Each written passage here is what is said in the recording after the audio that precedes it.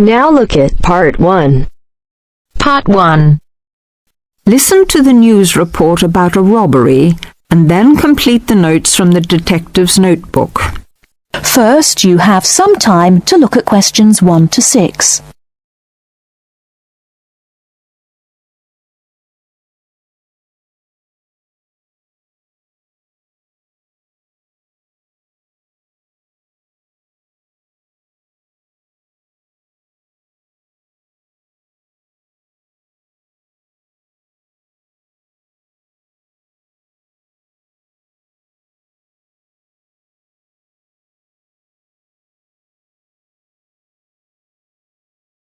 Now we shall begin.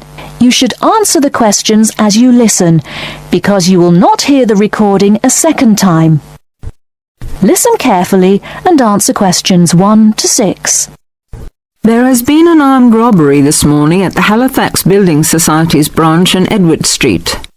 John Brinks is at the scene with Detective Sergeant Henry Lawson. Detective Sergeant, can you tell us what you know about the robbery? Yes, the raid took place this morning, shortly after 11:30, when a man accompanied by a woman went into the offices of the building society and asked to see the manager. There were no other customers in the building at the time. They were let into the manager's office, and the woman produced a gun from her handbag. Then they took the manager back out of his office and made him tell the cashiers to hand over all the money they had in the tills and in the safe. It came to about $25,000. Presumably, you have a number of witnesses. Yes, we have a good description of both of them. The man was about 1 meter 80 centimeters, around 35 years of age, with blue eyes and short, curly, red or ginger hair. He was wearing jeans, a green sweater, and a 3/4 length blue coat. When he spoke to the cashier when he came in, he called himself Mr. Erickson, but we doubt whether that is his real name. But we do know that may be his real name. He also spoke with a strong Scottish accent, which may help us to trace him. Before you hear the rest of the conversation, you have some time to look at questions 7 to 10.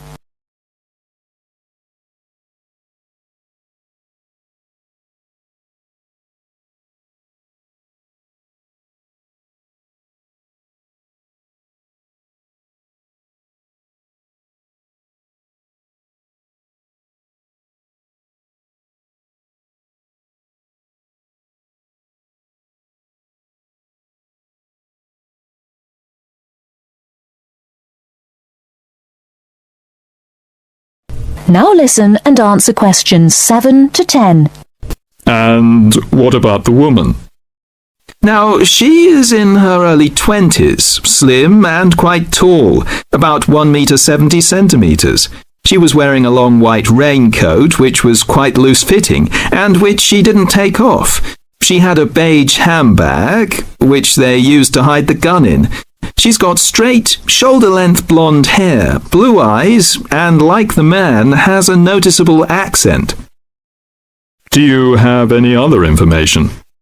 Yes, the car they used was seen by 2 or 3 people. It's a blue or dark blue Ford Escort, and we have the registration number. And it's G595ERI. I'll say that again. It's G595ERI. Now, the car was stolen from Bishopstone just over a week ago, so if anyone has seen it in the last week, we would like to hear from them. We also know that the car's front left headlight was broken when it was stolen, and is still broken, we think. So, you would like information from the public about the car? Yes, and the people. We're appealing to anyone who thinks they may recognize the 2 robbers or know anything about the car. We've set up an incident room in Swindon, and the telephone number is 774529. So we would like people to ring us if they have any information. And of course, all calls will be dealt with in the strictest confidence. Thank you very much. Thank you. And the number again, if you have any information, is 774529. And now back to the studio. That is the end of part 1. You now have half a minute to check your answers.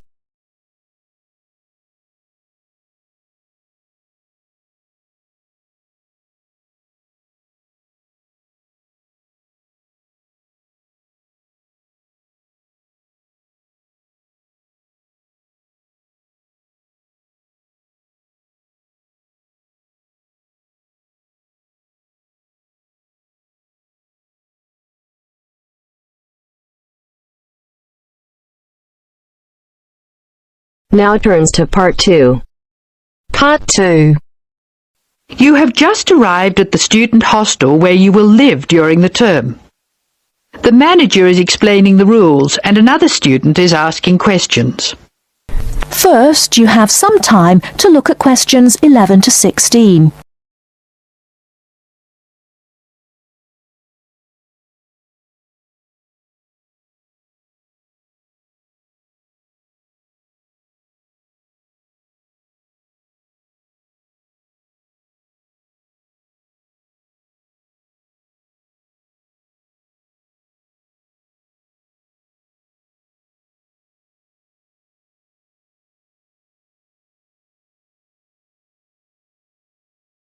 Now, listen carefully and answer questions 11 to 16. Excuse me, I want to ask you about the charges for meals. Are they the same as they were last year? No, I'm afraid they're not. We've managed to keep most of them the same, but we've had to increase the charge for breakfast. How much is it now? It's $2.50. It used to be $2. I see. What about lunch? It's unchanged, still $3. Does dinner still cost $3? Yes, it does. We've managed to keep the prices down this year, but the best deal is the 3-meal plan for $48 per week. We give you vouchers to present when you come into the cafeteria, and you get 21 meals for your $48. That works out to a little more than $2 a meal. The 2-meal plan is also at last year's rates of $36 per week. We give you vouchers for that too. My sister was in this hostel before me. I'm sure the hours for breakfast used to be longer. Yes, they were. They used to be 7 to 9:30, but to keep our expenses down, we made them 7 to 9. Lunch is the way it was, though. Hold on, dinner, 6 to 7:30, isn't that a change? Yes, it is, and in fact the form is wrong. It used to be 5:30 to 7:30, but now it's 6 to 8 p.m. 6 to 8 p.m, that's good. So, which plan would you like? I'd like to think about it, please. I need to check my lecture schedule. Before you hear the rest of the talk, you have some time to look at questions 17 to 20.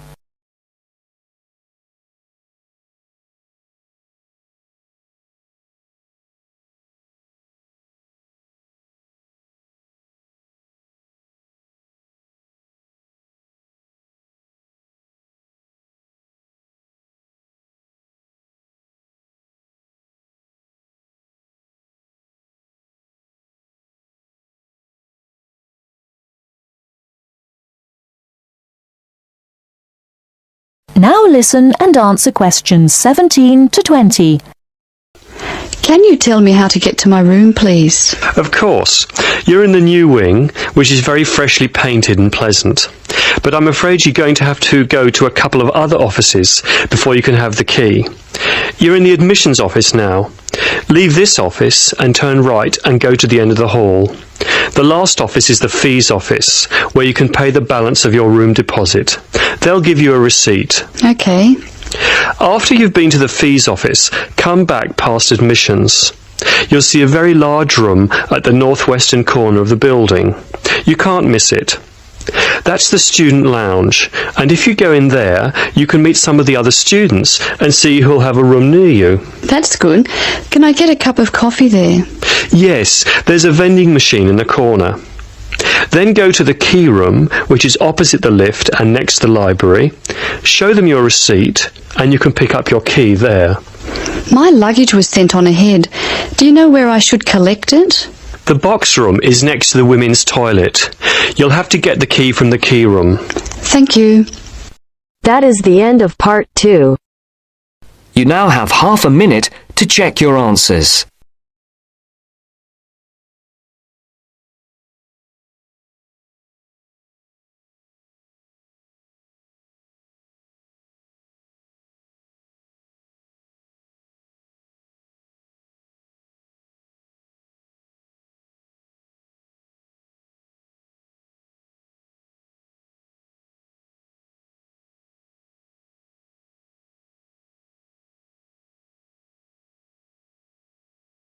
Now turns to part 3. Part 3. You will hear a discussion between two students, Rosie and Mike, and a university tutor. In the first part of the discussion, they're talking about a survey they have conducted on local entertainment. First, look at questions 21 to 26.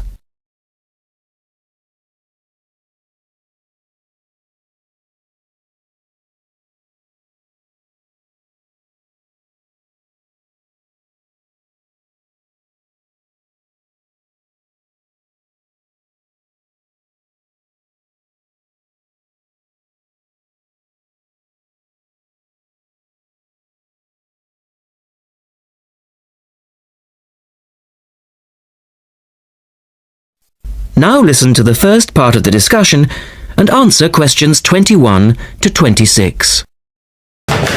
Good morning, everyone. Well, I think we can start straight away by getting Rosie and Mike to do their presentation. Would you like to start, Rosie? Yes. Well, we've done a survey on local entertainment. Basically, we tried to find out how students feel about the entertainment in the town and how much they use it.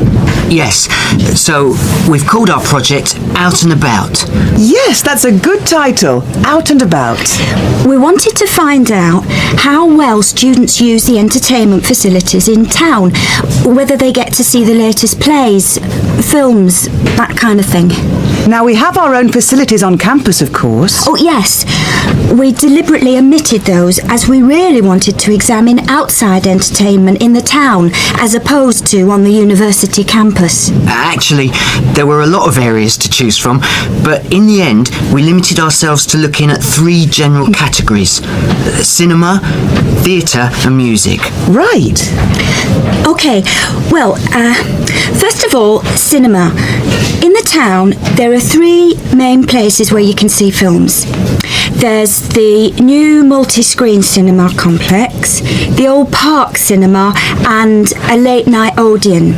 So, if you look at this chart, in terms of audience size, the multi-screen complex accounts for 75% of all cinema seats. The park cinema accounts for 20% of seats, and the late-night Odeon has just 5% of seats. As you probably know, the complex and the park show all the latest films, while the late-night cinema tends to show cult films. So, when we interviewed the students, we thought the complex would be the most popular choice of cinema, but surprisingly, it was the late-night Odeon. Yeah, and most students said that if they wanted to see a new film, they waited for it to show at the park, because the complex is more expensive and further out of town, so you have to pay more to get there as well. Yes, and that adds to the cost, of course, and detracts from the popularity, evidently. Well, next, we looked at theatres. The results here were interesting because, as you know, there's a theatre on campus which is popular, but there's also the Stage Theatre in town, which is very old and architecturally quite beautiful. And there's the large modern theatre, the Ashtop, that has recently been built. So you just looked at the 2 theatres in town? Yes, but the thing about the theatres is that there's a whole variety of seat prices. Also, the types of performance vary, so students tend to buy seats at both and like using both for different reasons. And if they want cheap seats at the Ashtop, they can just sit further from the front. What we did find that was very interesting is that there are periods during the year when students seem to go to the theatre and periods when they go to the cinema. And we really think that's to do with budget. If you look at this graph, you can see that there's a peak around November, December when they go to the theatre more, and then a period in April, May when neither is particularly popular, and then theatre viewing seems to trail off virtually, while the cinema becomes quite popular in June, July. I think you're probably right about your conclusions. In the second part of the discussion, Rosie and Mike talk about different music clubs. Look at questions 27 to 30 first.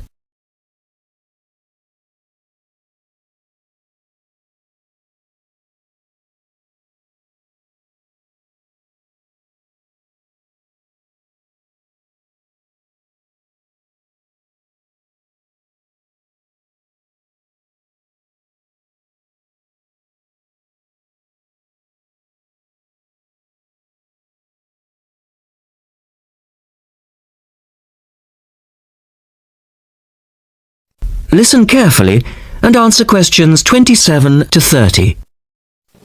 Well, lastly, we looked at music, and this time we were really investigating the sort of small music clubs that offer things like folk or specialise in local bands. So not musicals as such? That's right. We looked at 3 small music venues and we examined the quality of the entertainment and the venue and gave a ranking for these. A cross, meaning that the quality was poor, a tick, meaning it was okay, and 2 ticks for excellent. First of all, the Blues Club, which obviously specialises in blues music. This was a pretty small place and the seating was minimal, so we didn't give that a very good rating. No, we don't recommend that one really. Then the Sansu, which plays a lot of South American music. It was a big place, very lively, good performers, so 2 ticks for that one. The Pier Hotel is a folk venue, a good place for local and up-and-coming folk artists to play. Not the best of venues as it's in a basement and a bit dark, but the quality of the entertainment was reasonable and the lighting was very warm, so we felt it deserved an average rating.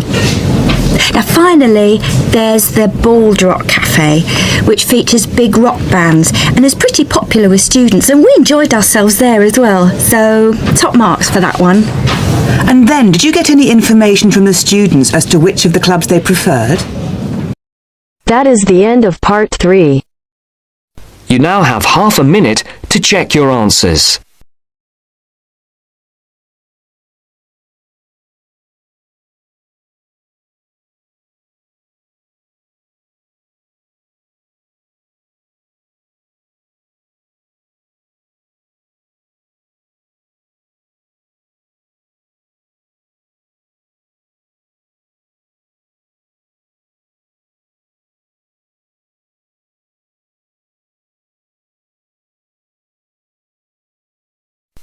Now turns to part 4. Part 4. You will hear part of a lecture on wildlife. First, you have some time to look at questions 31 to 40.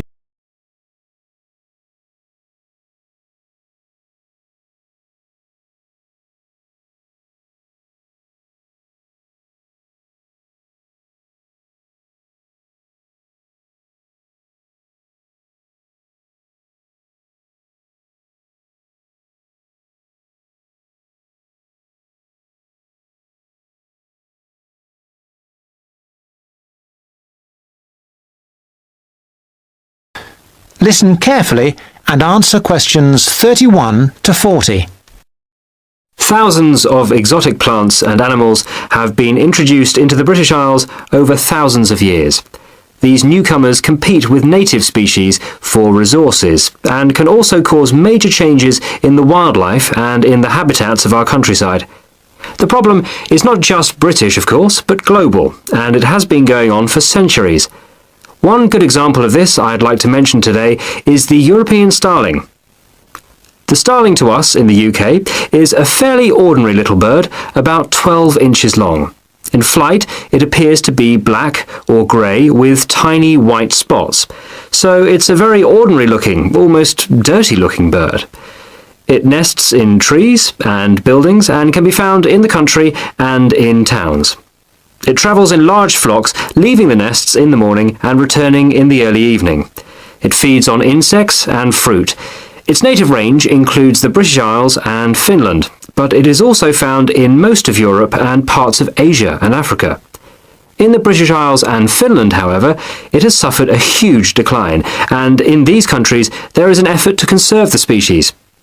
It is a different story in some of the places where it has been introduced. For example, the population in the USA is estimated at 170 million birds. Also, they are becoming a big problem in Australia and New Zealand.